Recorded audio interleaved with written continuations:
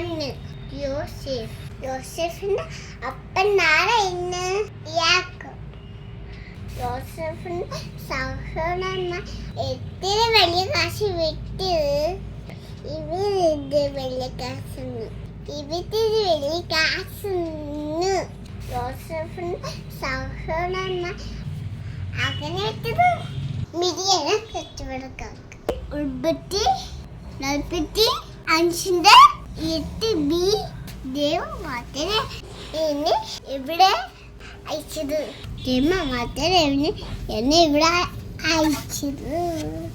45:8 പാട്ട് പാടാൻ ആയിൽ കുതിരുന്നാളും ആയിൽ ചെന്ന് പഠിച്ചാൽ തലയിലാകിക്കും യോസേഫിന്റെ ദൈവം.